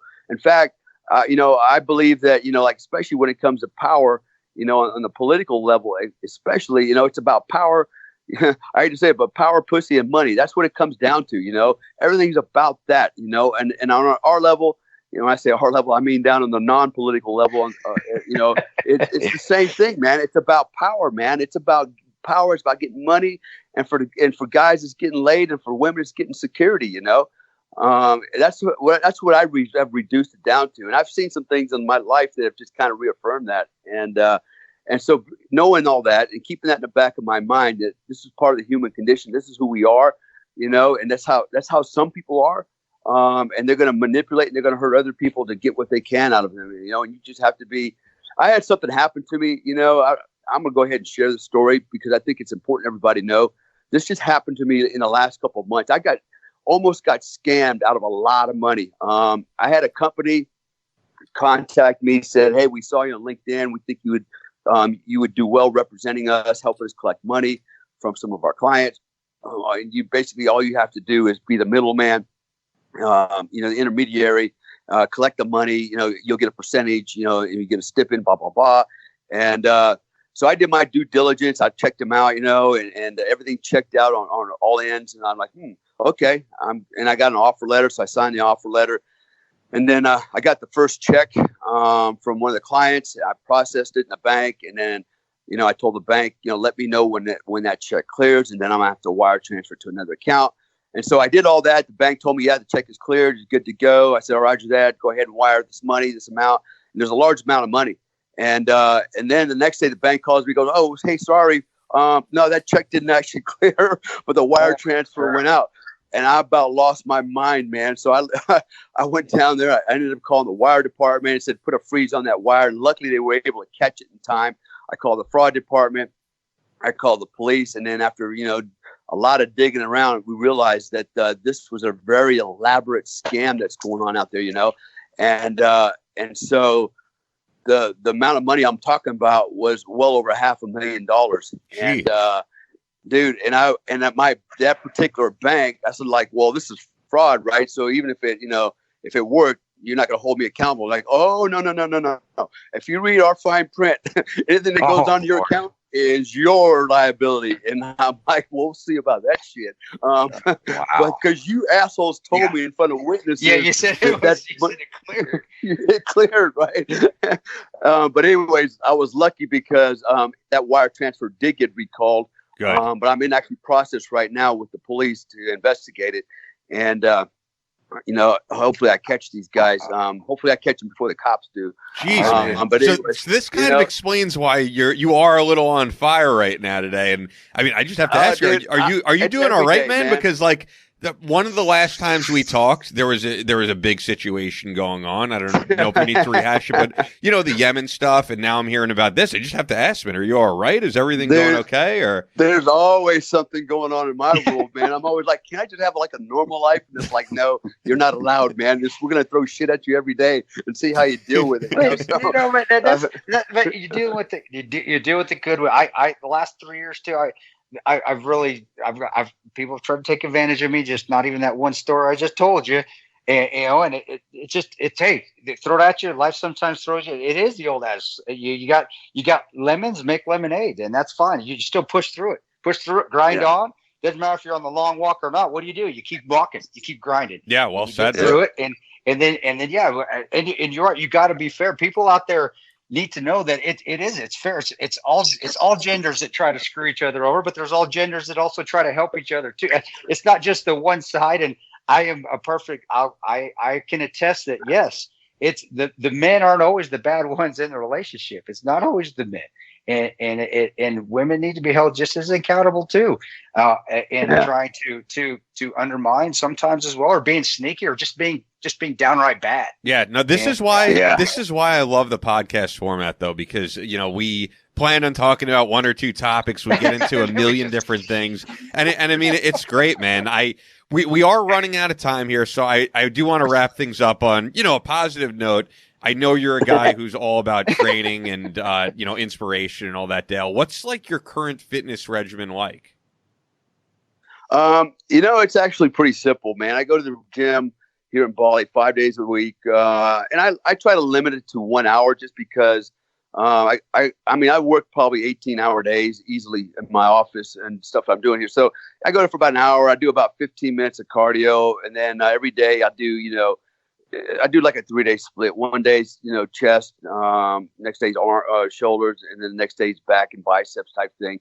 And so just to kind of stay relatively fit. I'm actually getting ready to ramp it up starting this week and kind of go back into actually some bodybuilding for the next 90 days. I want to get myself back together because I just haven't been training like I used to because I've been busy, but I can't use that as an excuse because that's what I tell my coaching clients. Either no excuses, No excuses.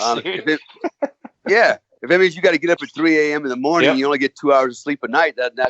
That's what it is, And so I got to, but, I try to keep it, and I'm still in decent shape. I'm not like fat and out of shape or anything like that. No, I couldn't even picture you fat and out of shape. I couldn't imagine that. Yeah. And so, everything's in balance. My wife and I, we go to the gym every day and make a little couples thing. That's good. I mean, Mark did the same thing. I think that's awesome. That should happen.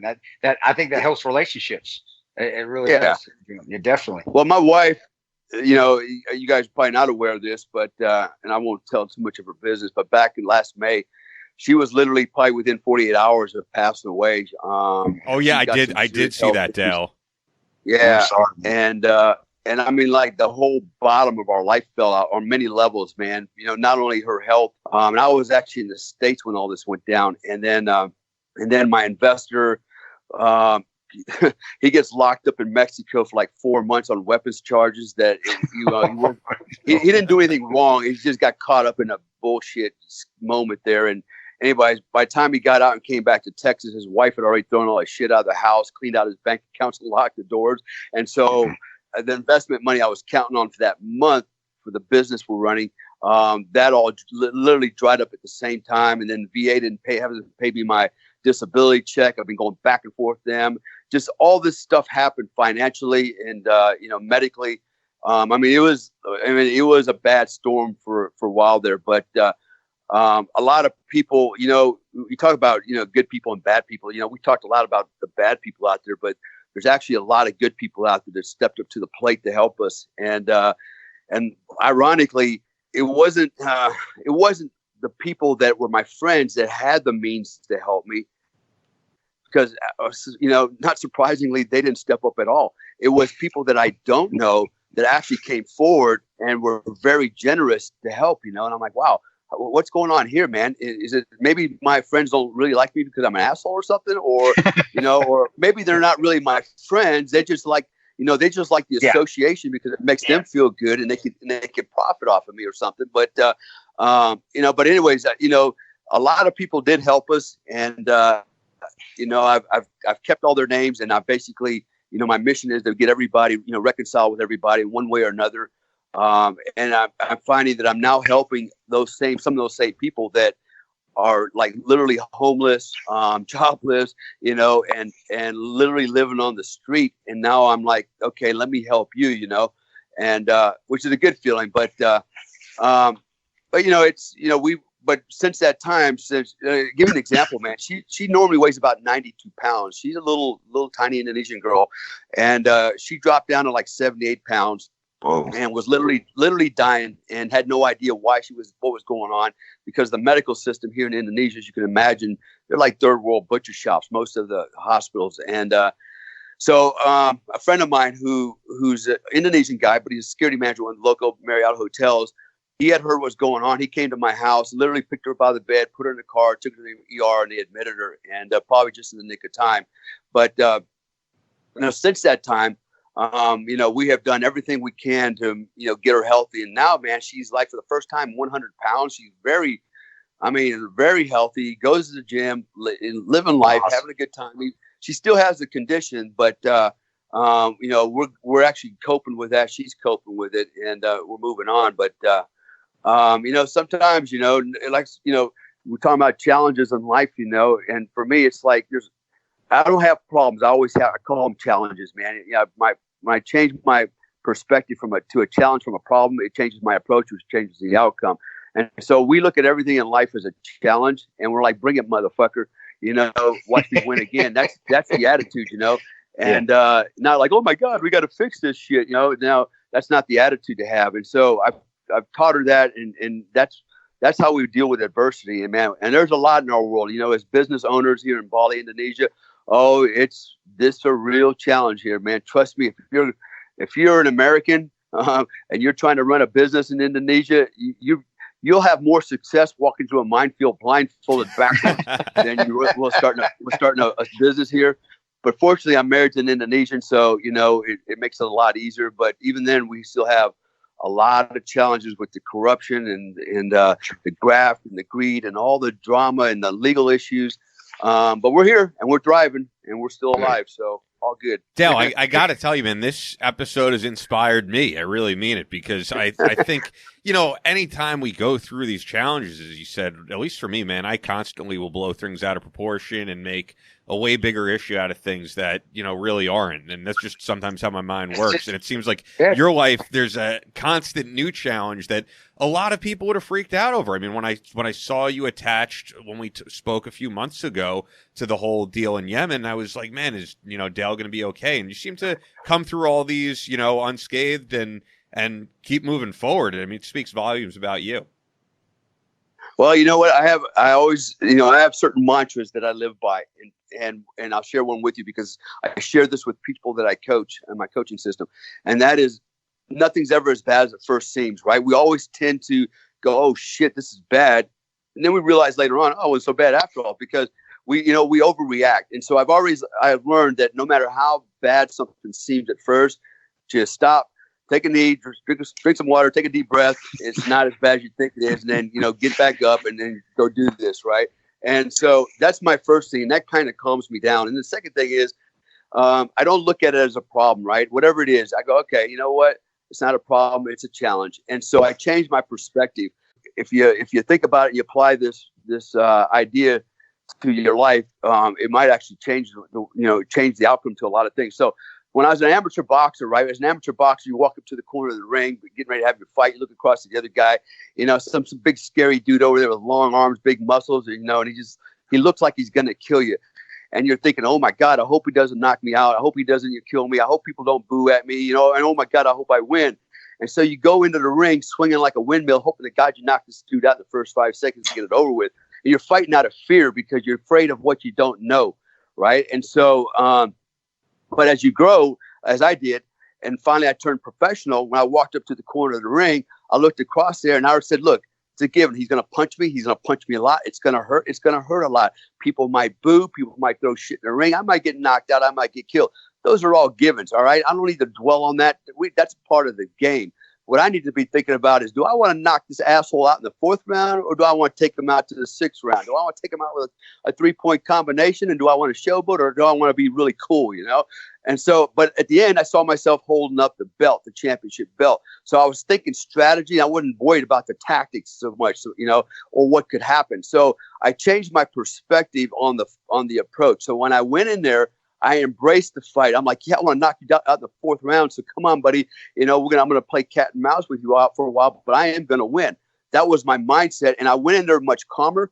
And if you look at amateur versus pro fighters are really relaxed because they're more calm, at ease at what they're doing as compared to an amateur fighter. And it's the same thing in life, man. If you look at it from that kind of a perspective, okay, look at the big picture and not the little picture. And you embrace it and you understand what you're up against, it makes it a lot easier. We fear what we don't understand, but once we understand it, we're no longer fearful anymore, right? Now we're emboldened and we become more confident in what we're going to do. And we're also confident in the outcome. So that's how I look at everything in life, man. And sometimes things happen that are like really bad, like with my wife. And I thought, oh my God, she could die. What if she dies? What's going to happen? And I thought, stop what ifing it and worrying about it and start thinking about how we're going to fix this thing because you can, right? Because I understood it. Anyway, so that's my little story, and I use that philosophy in everything I do in life, and it does change my attack angle and it does change the outcome. Usually more positive than if I just try to find a solution, which is trying to stop the hemorrhaging for a second, which is going to eventually soak through the bandage and keep bleeding. So I have to, I change my perspective, which changes everything in my life. And, it doesn't always work. Sometimes bad shit happens anyways, but I have a better chance of winning and surviving or doing well if I change just the way I think.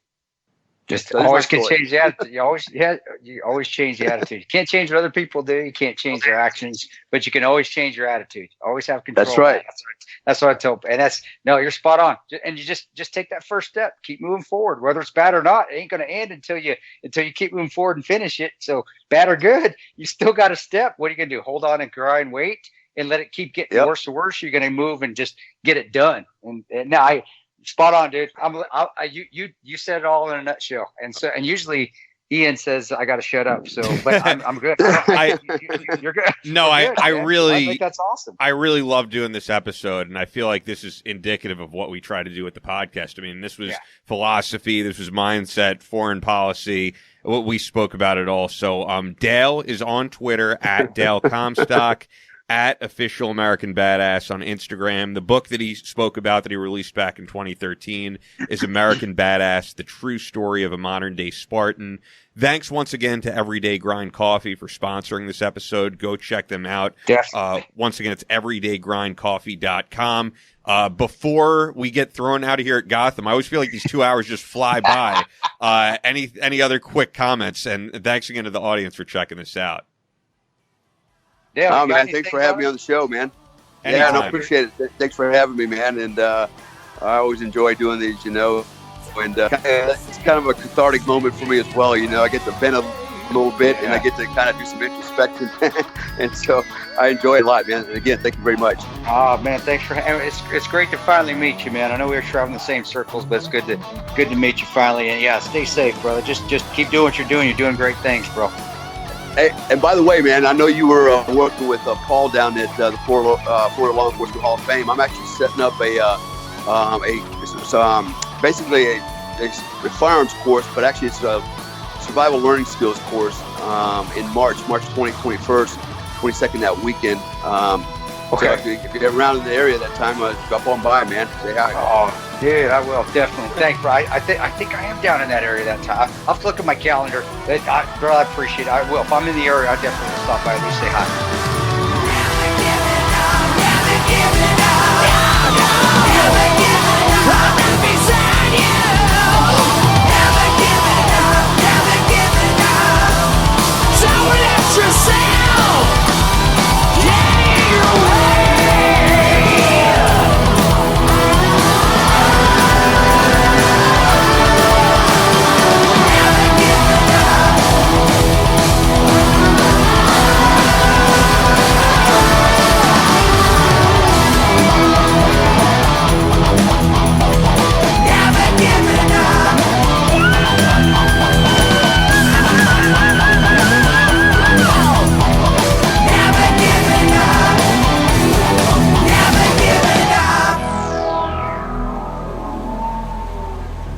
That's all for this week's Battleline Podcast, but we'll be back on Monday with more American Straight Talk, so make sure you're subscribed. And keep up with the show 24/7 on Facebook and Instagram at Battleline Podcast. Also on Twitter at Battleline Pod. As always, never quit.